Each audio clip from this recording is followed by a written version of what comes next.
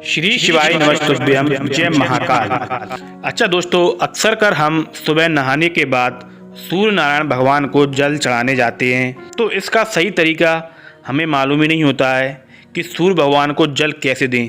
हम सीधा जल का कलश भरते हैं और सीधा खड़ा होकर अपने दोनों हाथ ऊपर किए जल देना शुरू कर देते हैं, लेकिन ये सही तरीका नहीं होता है। तब हमारे परम पूज्य पंडित प्रदीप मिश्रा जी बताते हैं, जब भी आप सूर्य भगवान को जल दें या अर्घ दें तो हमें पहले सीधा खड़ा होना है। अब दोनों हाथों में कलश पकड़कर सिर से 8 इंच की दूरी तक ऊपर ले जाना है। अब 8 इंच से मतलब ये नहीं है कि हमें कोई फीता या मापक से नापना है, एक अनुमान लगा लेना है। जैसी हमारी उंगली में 3 भाग होते हैं, ये हमारी उंगली 2.5 से 3 इंच के लगभग होती है, तो उसी के हिसाब से हमें ये समझ लेना है या ये माप कर लेना है 8 इंच के बराबर। अब जल को सीधा एकदम नहीं गिराना है, बिल्कुल धीरे धीरे पतली धार बनाकर ही जल देना है। थोड़ी सी दिक्कत जरूर होगी, आपको सूर्य भगवान की तपन जरूर लगेगी, और जो जल की धार आपके लोटे से नीचे गिरते समय वही धार में उस सूर्य भगवान की चमक आपको अपने सामने दिखाई देगी, उसी को देखना है और जल देते जाना है।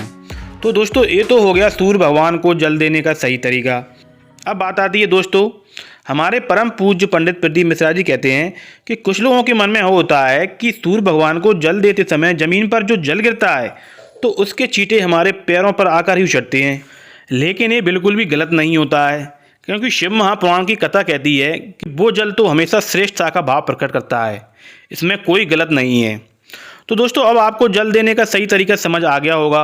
अब बात आती है कि मान लो हम मनोकामना कार्य के लिए जल चढ़ा रहे हैं, तब आपको पता ही नहीं होता कि क्या करना है। तब आपको लोटे में या कलश में लाल चंदन डालकर ही जल को देना शुरू कर दें, तो हम जो भी आपकी मनोकामना होगी वह पूर्ण हो जाएगी। अब गुरुदेव कहते हैं कि अगर आपको कोई बीमारी है या आपका ब्लड प्रेशर बढ़ रहा है, कोई शारीरिक बीमारी है, तब आपको हमेशा लगातार बेलपत्र डालकर ही जल देना है, जिससे आपके रोगों में बहुत जल्दी आराम लगना शुरू हो जाएगा।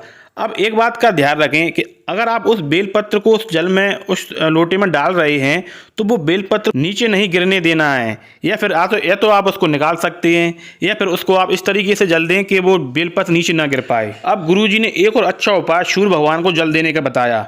अगर आपका बच्चा कोई एग्जाम में बार बार फेल हो रहा है या उस एग्जाम को उत्तीर्ण नहीं कर पा रहा है, तो उस जल में काली मिर्च डालकर सूर्य भगवान को अर्घ देना शुरू कर देना है। वह बच्चा 1.5 महीने के अंदर ही उत्तीर्ण हो जाएगा। तो दोस्तों, ये साधारण ही उपाय ही हमारे बड़े बड़े काम को बना देते हैं, जो आपको जरूर करना चाहिए। और वीडियो को अपने दोस्तों फ्रेंड्स में इतना फैला दें कि हर किसी व्यक्ति के पास ये वीडियो पहुंच सके। और अंत में एक निवेदन आपसे जरूर करूंगा कि ऐसी ही महत्वपूर्ण जानकारी हमारे चैनल के माध्यम से पाने के लिए चैनल को सब्सक्राइब कर लें, वीडियो को लाइक करें एंड कमेंट करके बताएं कि वीडियो आपके लिए कितनी महत्वपूर्ण थी। मिलते हैं अगली वीडियो में। आपका दिन शुभ हो, मंगलमय हो। हर हर महादेव, श्री शिवाय नमस्तुभ्यम।